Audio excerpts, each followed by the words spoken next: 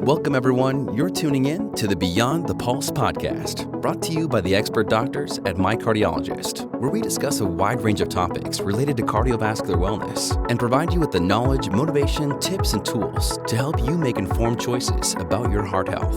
My Cardiologist is proud to be a leading provider of comprehensive cardiovascular care, serving the South Florida community for over 60 years. And we're thrilled to extend our care beyond the clinic through this podcast. Thank you for joining us. Good morning. My name is Dr. David Mishkel, and I am an interventional and general cardiologist. I was trained in Canada at McMaster University in Hamilton, Ontario, as well as University of Toronto, where I did my first fellowship in interventional cardiology. That's putting in coronary stents. And then I moved down to Houston to Herman Hospital. I did a second year of interventional cardiology. And then I moved to Pensacola, Florida, where I was in private practice for 5 years.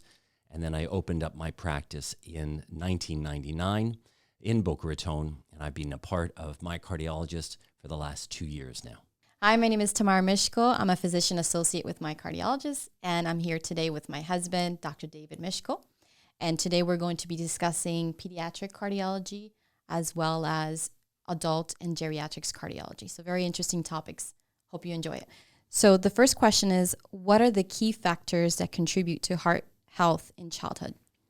Well, I think some of the key factors are relevant not only to pediatrics, but of course, adult cardiology. So when we talk about certain lifestyle issues with nutrition and diet, physical activity, it's relevant throughout the ages. Hypertension, diabetes, any chronic diseases can also play a part in pediatric cardiology. And we can talk further as well about things like obesity and screen time, how much time children spending on their phones. Mm-hmm. How does pediatric cardiology differ from adult cardiology? Well, those kids are different. They're almost a different species, and they really require an element of specialization. I know you've told me you would not take a Mini Cooper into a Hyundai shop. You want to go to a doctor who really is trained with these specific diseases that we see in the childhood years that may not pertain so much to the adult years. So one is, I think you have to choose your specialist or your doctor quite well. And specialization is necessary because there are some disease processes that really are unique to the pediatric population. Certain viral illnesses that we see in children and not in adults. Certain autoimmune illnesses such as Kawasaki disease that can also affect the heart, we do not see in adults. And then, of course, the very highly specialized congenital cardiac issues that manifest as an infant or as a child that we will see later on in life as these children grow up, but they require specialty or subspecialty care from the get-go. What are common heart conditions in children, and how are they diagnosed and treated? So I liken the heart to housing construction. When you build a home, you have to deal with the wiring, and the heart has electrical fibers. You have to deal with the piping, and the heart has coronary arteries. You have to deal with the fascia or the drywall, and the heart has muscle and other ligamentous structures. There's the roof or the casing, and the heart has a pericardium. And you have internal features like valves that also can be affected pathologically. So in children and in adults, disease processes can affect all those different structures. In the coronary arteries, of course, in adults, it tends to be atherosclerotic heart disease, a degenerative process.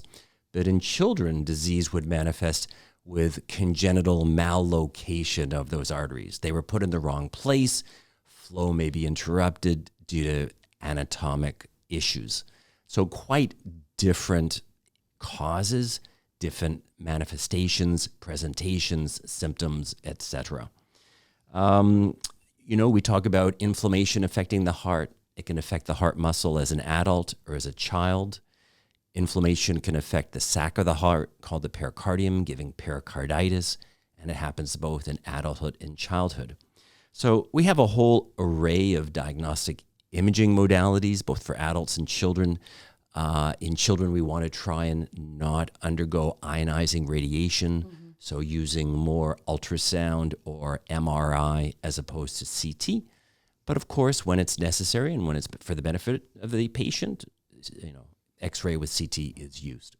Going back to what makes pediatric cardiology so specialized is the arena of the congenital heart defects. So this is where you may have heard of somebody being born with a hole in the heart, and that actually is really one of the most common issues, a ventricular septal defect.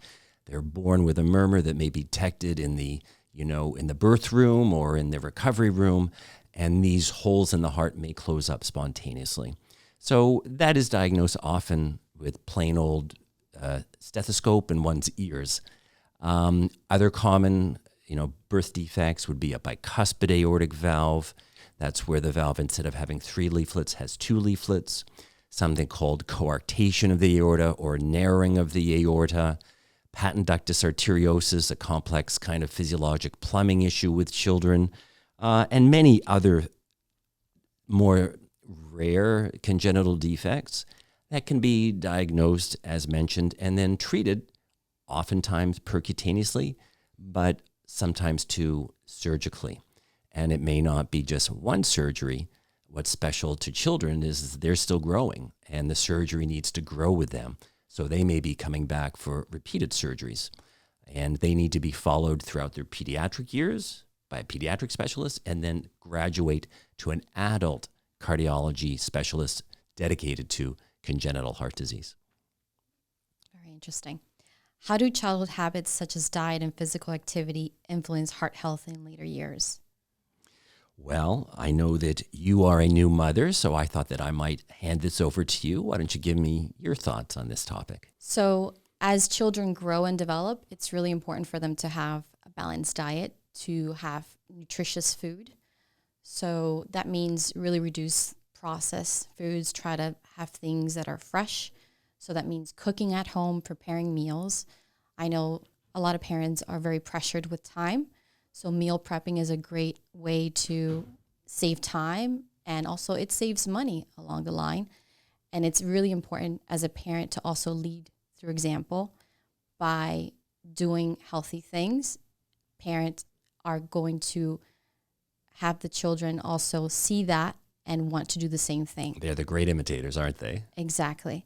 So another thing too is you're also preparing their taste buds early on to be accustomed to healthy foods. I know it can be a mission to get them to eat healthy things, but you just keep on trying and make it fun. Maybe cut the food in fun shapes, get them excited, make it a family activity, because that way they also are doing something with their parents and it excites them and they look forward to it. And you're also spending time together as a family. So it's really good for mental health and development. So those are my suggestions. Great suggestions. Love them all. I think it's important to spend a lot of time outside, to participate in outdoor activities. I think of my generation, we remember growing up and just playing outside. That's a little bit less common now, going to the park, not spending time on screen. I think you and I share the opinion that too much screen time just is not advantageous, and social media can be useful, but, of course, can be harmful. Everything in moderation. And another thing I wanted to add is it's important to not eat in front of the TV, because there's evidence that you're not really aware of your food intake. It's kind of like mindless eating. So you're not giving time to your body to listen to those cues of satiety. So it's really important to not have the television in front of them while they're eating. I know this is easier said than done. I'm not saying it has to be always a case, but try as much as you can to really not eat in front of the television. And I think you and I are both fans of participation in school sports and after-school activities and intramurals and all those things. Great, and they also build great social skills. It's good for mental health as well. I really think mental health is also very important in early development. What role do genetics play in pediatric heart health? Well, there are some very definite genetic malformations that are very important. So probably one of the most common ones is a syndrome called familial hyperlipidemia. So I'm not sure of the exact number. It is not a very rare. It may be as much as 1 in 200. There is what we call heterozygous and homozygous. So heterozygous is where they have one abnormal gene, homozygous 2. And the homozygous is more severe with cholesterols that may be as high as 600.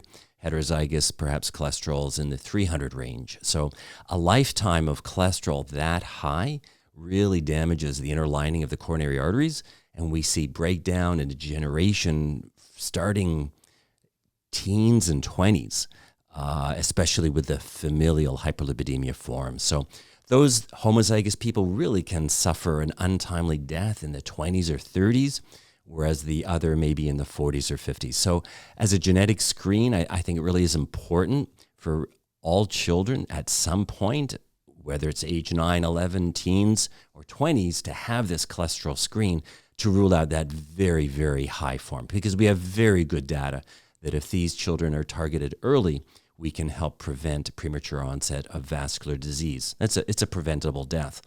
Now, there are other things where we don't have treatments. There's Ehlers-Danlos, there's Marfan's, Holt-Oram syndrome. Even Down syndrome is associated with premature coronary disease. So it's important to have access to a geneticist, and I'm very happy to say that we at My Cardiologist have access to a medical geneticist who does a great job to identify these children and look and see what cardiac issues they're at risk for. Just by historical note, Marfan syndrome is what Abe Lincoln had. It's where you're very tall, long limbs, and you're at risk of an aortic aneurysm and dissection, which is a preventable, a tragic death. Mm-hmm. What preventative measures can parents take to ensure good heart health for their children? So kind of expanding on what you brought up, I think leading by example with healthy behaviors. Let's not forget dental care. I think dental hygiene can lead to, inflammation and likely coronary disease. Keep your pediatric appointments. It really is important to see your pediatrician regularly. You want to maintain your ideal body weight. And then as we start moving to adolescence or later years, you want to talk about those more uncomfortable and difficult topics like alcohol, smoking, marijuana, vaping. I think teens have a sense of immortality, and they really don't think that something like vaping is bad. But I don't think any of us would want to go out and choose to suck on our tailpipe, and I don't think we would want to inhale a combustible that we find in vaping. So I know we're lacking a little bit in strong data that vaping is bad for you, but we should not accept it as a kinder form and less problematic than smoking. I think any of that is just a bad precedent to start taking up. So parents, talk to your children about it. Keep open lines of communication. Look on their phone. That may be a little bit contentious issue, but I think that's good to know what's going on in your child's life, and you should have access to it because you're the parent. Exactly. How important is regular checkup and monitoring in pediatric heart care? Well, I see my doctor every year, and even though health issues arise much less frequently in children, I think it is important to be seen at least once a year. Make sure all the milestones are being met. Make sure that intermittent testing and screening be done. So I can't emphasize enough. I just feel important, regular, ongoing care. Now we're moving into young adulthood. So what heart health considerations should young adults be aware of as they transition from adolescence?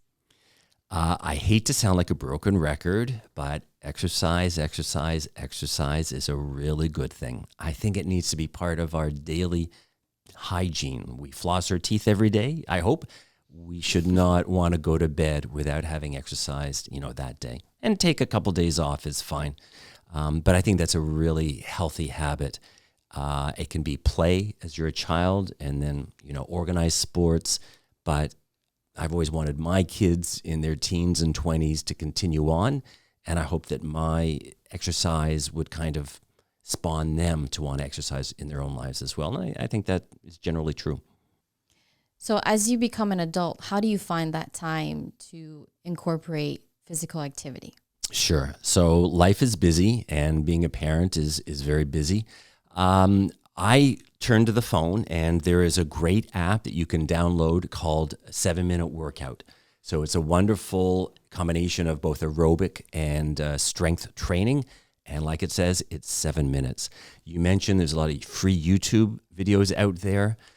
Try and get some time at lunch hour. Try and park far away in the parking lot. Try and do the stairs whenever you can. I tell my patients, try and do it first thing in the morning because it's just so difficult at the end of the day to find the time and energy to exercise. So if you can wake up a little bit earlier and get it done before you leave the door, I think that's kind of the best way to do it. And another thing I wanted to add, if you have a desk job, make sure you take breaks.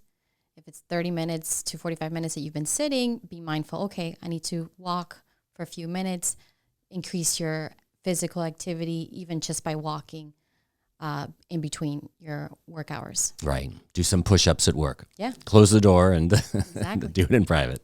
How does cardiovascular exercise contribute to heart health in young adults? Well, I think the main thing is that you do want to set these life habits, that if you go into adulthood at an unhealthy weight, it just gets harder each year to shed that weight, and add on development of orthopedic issues, a bad knee, a bad shoulder. It just adds insult to injury. So try and go into your 20s and 30s at a lean weight. We have a lot of good data that both aerobic and strength training actually reduce morbidity and mortality.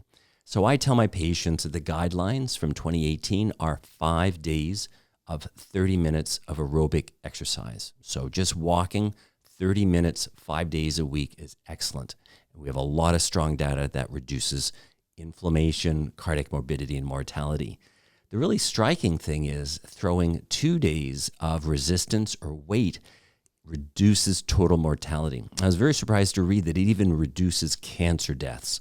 So likely weightlifting, whether it's the mental benefits, reducing the stress hormones, reducing inflammation, reduces cardiac and cancer and total mortality. So these are strong things that we can do for ourselves. Cheapest prescription I can ever write for a patient. Okay. I just wanted to add that this had a financial impact on my life. So I was quite surprised when I was applying for life insurance that I went to my phone and showed the insurance agent the fact that I had done a half marathon, and they gave a discount based on how well you place for the marathon.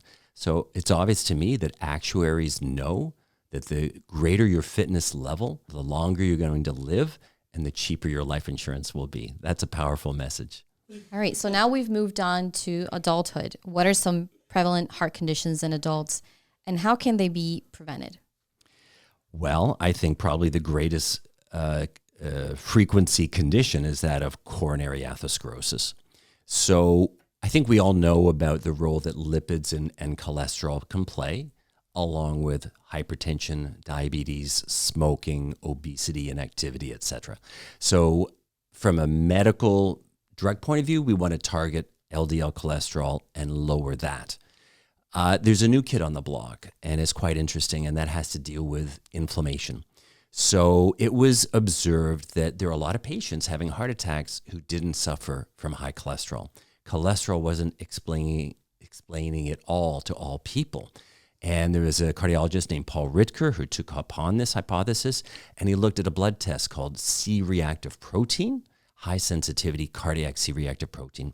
And he noted that if you had a value of 2 or higher, independent of your LDL level, be it high or low, that was a very strong risk factor for developing coronary disease. And then he took it further, as well as other investigators.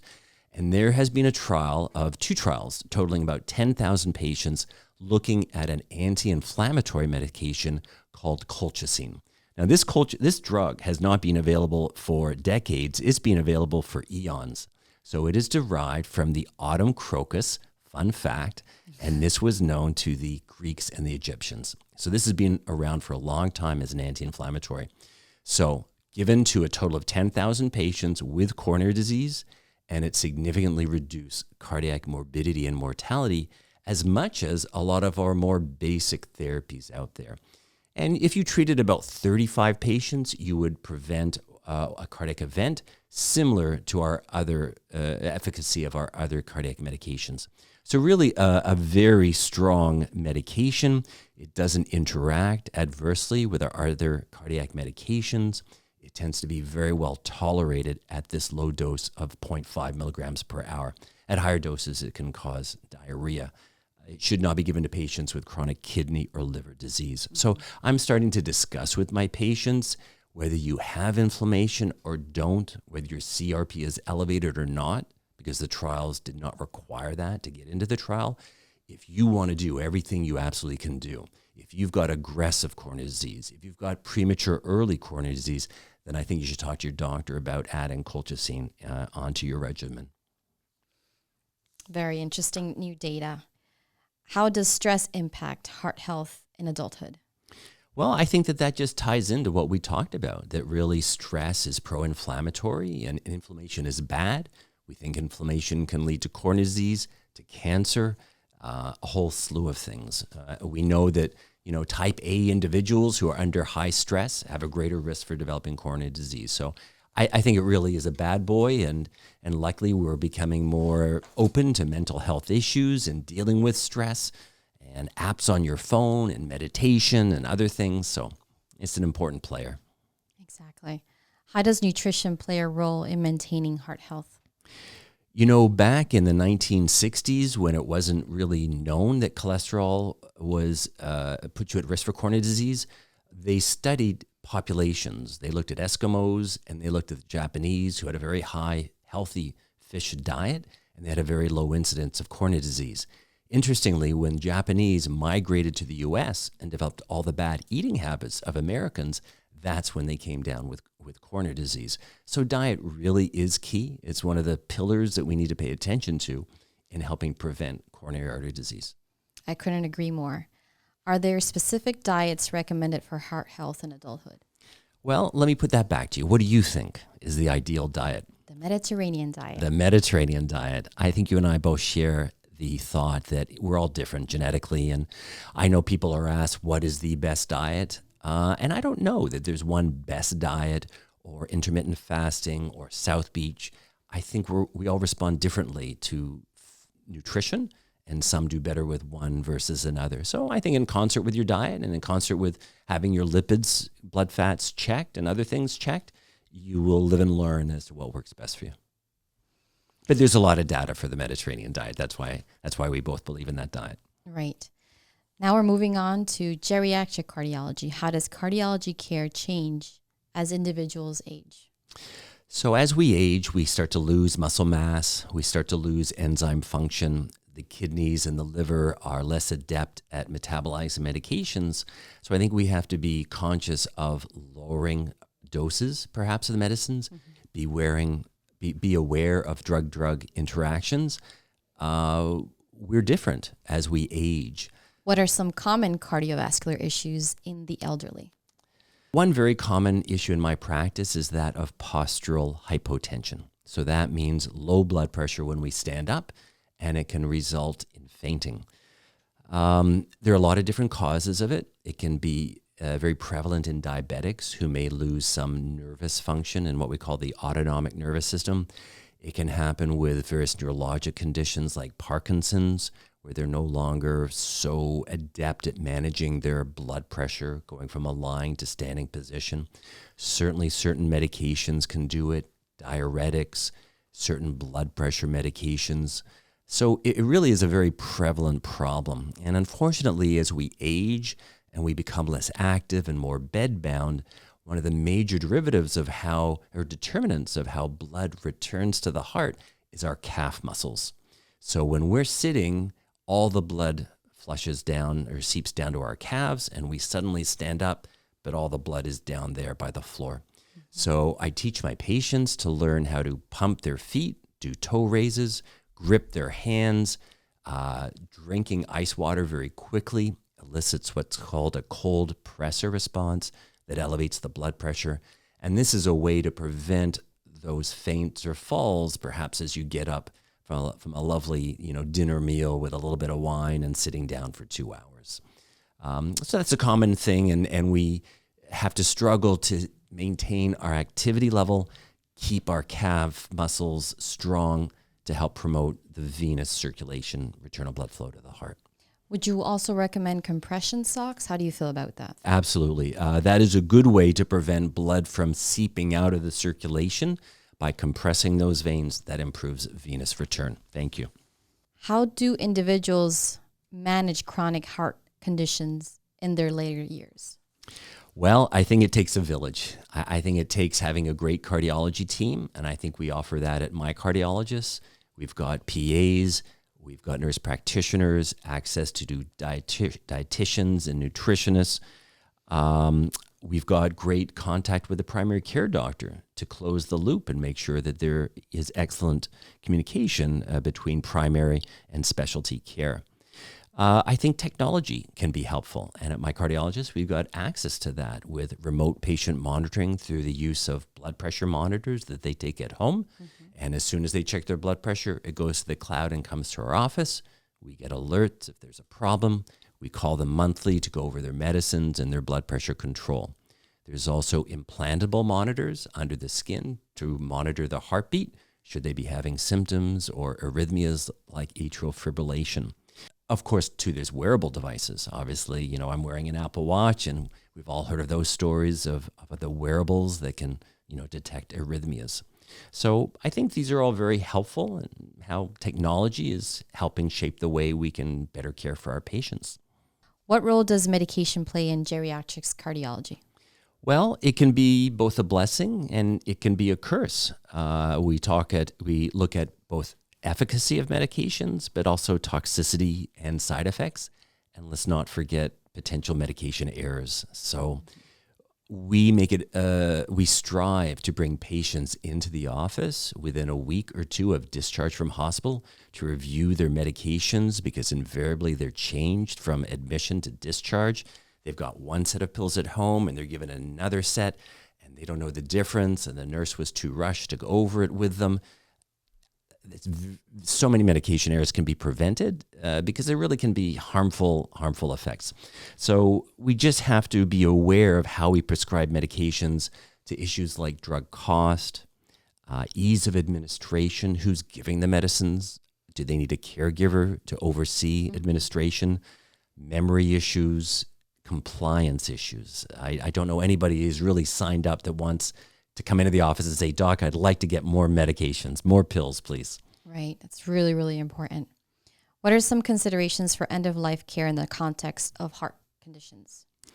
Well, I think a big issue that many cardiologists may not feel is in their, tool shed is really dealing with falls.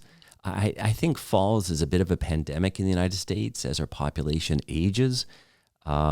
3 million adults are treated in the emergency room with falls, and it's the leading cause of injury and death in those greater than 65. So it's a very big public health concern, and we really have to do everything we can to try and mitigate that. So the things that I advise for my patients is, of course, exercise.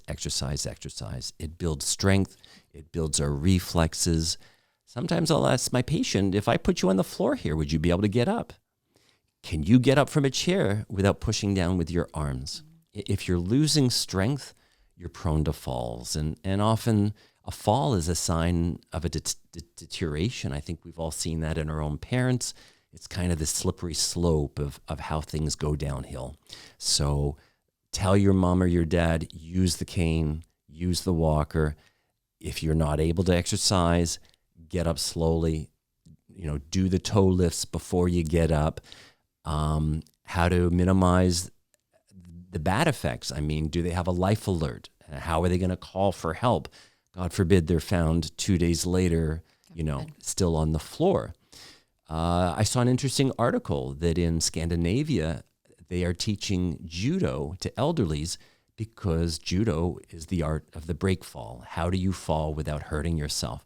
So they actually go around to seniors' homes and help teach people how to fall more, harmlessly. So lots of things we can do to help, to be aware of it, to screen for it, and to try and help our patients. Recently also you recommended Tai Chi that you heard from a patient that has really helped him. And how about physical therapy for those that have access to it? Absolutely. The CDC recommends Tai Chi because it improves balance. Thank you for reminding me. So I'm always looking for programs available to our patients in Boca Raton. What advice would you give to individuals of all ages for maintaining heart health across the lifespan? Well, a little bit tongue-in-cheek, I would say strive to find your six-pack. I think that is the sign of, your best health, when you've got a minimal amount of central obesity, then your insulin levels are low, your triglyceride levels are low, your HDL or protective cholesterol is at its highest, your blood pressure is at its lowest and healthiest. So minimizing central body fat is really quite key. Any final thoughts on the importance of heart health awareness at every stage of life? I like the saying that life is a marathon and not a race. So as the Stoics said in ancient Greece, everything in moderation. Don't have diet swings, huge swings in your weight, in your lifestyle. Slow and steady wins the race. So everything in moderation. Yes, Dr. Mishkel, thank you so much for your time today. I hope everyone enjoyed, and take care. Thank you, Tamara. It's wonderful talking with you. Likewise. Thank you for tuning in, and make sure you hit subscribe if you haven't already. To learn more about My Cardiologist, please visit us at mycardiologist.com.